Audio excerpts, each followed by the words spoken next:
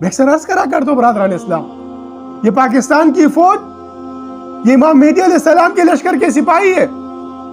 یہ عقیدہ ختم نبوت صلی اللہ علیہ وسلم کا یہ جو سلسلہ ہے، دراصل اس سوتی ہوئی قوم کو جگانا ہے. الصلاۃ خیر من النوم ہے.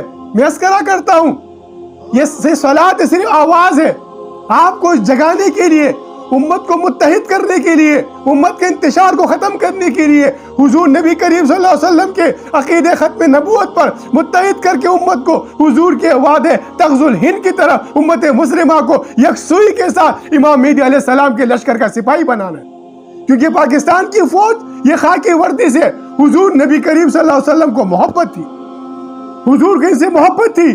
ان کے جسم پہ آپ دیکھیے، نشانات کو دیکھیے، یہ جو جسم کے اوپر یہ جو چاند تارا ہوتا ہے، یہ سبز رنگ جو ہوتا ہے، یہ گنبد خضرا کا نشان ہے.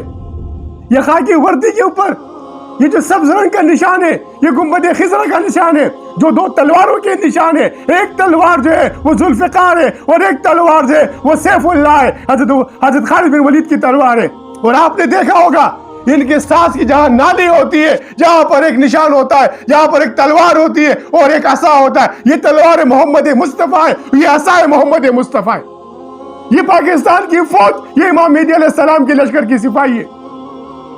ان کی سانسوں میں، ان کی وردی میں حضور نبی کریم صلی اللہ علیہ وسلم کی محبت ہے، حضور نبی کریم صلی اللہ علیہ وسلم کی چاہت ہے، حضور نبی صلی اللہ علیہ وسلم کی عقیدت ہے. یہ کیونکہ پاکستان طیب ہے، جس طرح مدینہ طیبہ تھا، اس طرح اسلام کی نشاط ثانیہ میں ہجرت ثانی پاکستان کی ہوئی. پاکستان کی قدر کرے، پاکستان کی فوج کی قدر کرے، پاکستان کے امام مہدی علیہ السلام کے لشکر کی سپاہیوں کی قدر کرے، اس وردی کی قدر کرے، ان لوگوں پہ نظر رکھے جو اس وردی کے خلاف امت مسلمہ کو بہکا رہے ہیں.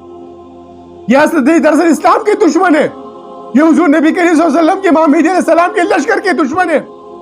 یہ وردی، یہ خاکی وردی، اس پر بنے ہوئے نشانات اس بات کی ثبوت دے رہے ہیں کہ ایمان، تقوی، جہاد فی سبیل اللہ کی طرف جانے والی پاکستان کی فوج انشاءاللہ حضور نبی کریم صلی اللہ علیہ وسلم کے وعدے تغز الہند کو تکمیل تک پہنچانے کے لیے اپنی تن، من، دھن سب کو قربان کرے گی.